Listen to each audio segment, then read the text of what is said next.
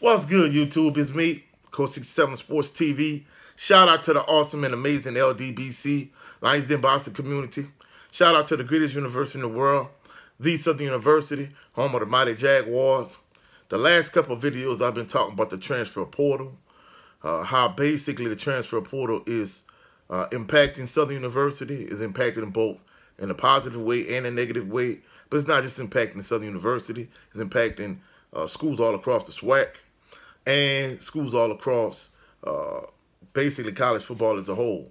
So the landscape of college football is changing. Coaches and teams have to adjust, and they have to use the transfer portal as a tool to get the necessary players they need. Now, in this particular video, we're going to talk about a couple players leaving the SWAC and a couple players joining. All right, first, before we get to Southern University, Jackson State University wide receiver, Malachi Wyman, he enters the transfer portal.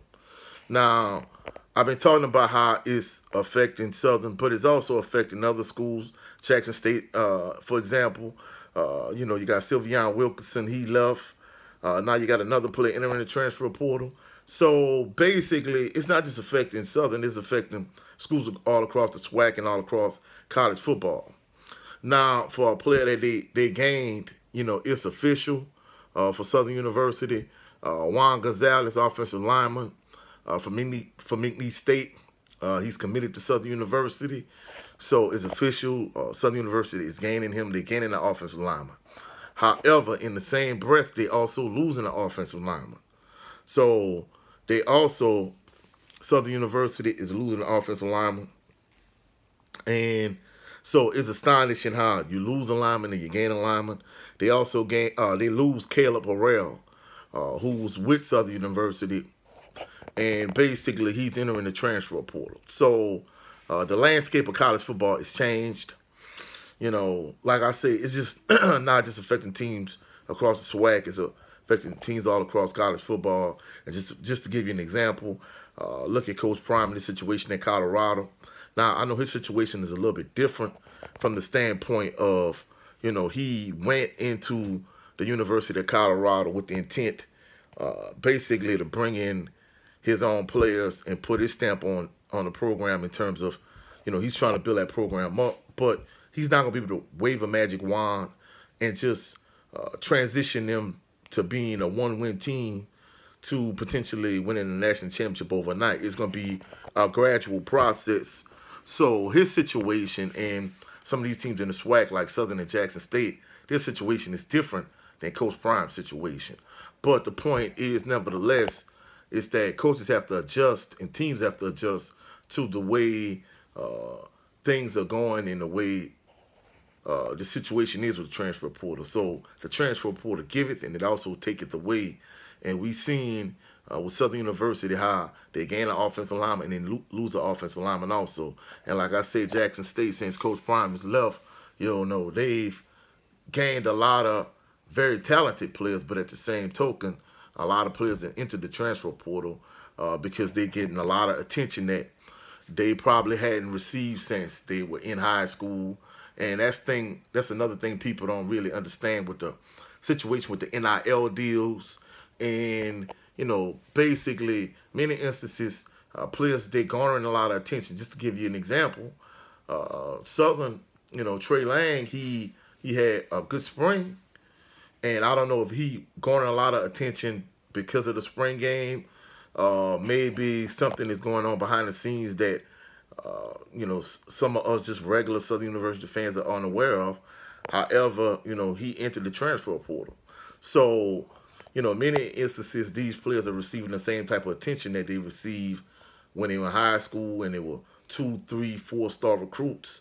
So many of these players, they enter in the transfer portal as a result of that. And nothing has to be wrong in some instances for these guys to enter the transfer portal. Maybe they have a disagreement with the coach in terms of maybe they feel the coach is coaching them too hard, in terms of maybe they've haven't been treated like that in the past, in terms of they were a superstar in high school to get to college and, the coach is riding them too hard. Maybe it's an instance where maybe they feel they should get more playing time. Maybe they want to change positions. Maybe they just want to change the scenery, because in some of these instances, these guys, you know, because of COVID, you know, they may be graduated, and they maybe graduated already. They might have like 2 years eligibility left. And as a result, hey, I've already graduated from this institution. I have 2 years eligibility left. You know, I want to change the scenery, and maybe this could change my prospects of potentially making it to the NFL, the Arena League, or the CFL, or whatever the case may be. So nothing has to be wrong in some instances for these guys to want to enter the transfer portal. Maybe it's because they're garnering attention that they hadn't garnered in the past, in terms of since they've been in college. Maybe they hadn't received this type of attention since they've been in high school. Maybe they go to another college where they get an NIL deal, or whatever the case may be. So the landscape of college football has changed. Many institutions are adjusting.